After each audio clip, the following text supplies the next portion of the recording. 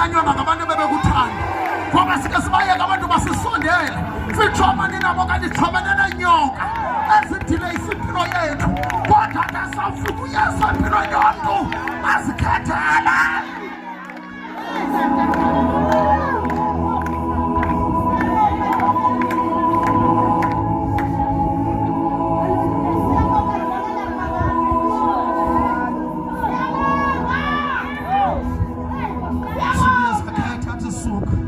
Lona senephawu oba buxoki busenze ngathi uyamthanda kodwa uyazazi ukuthi uyincukuthi uyingozi.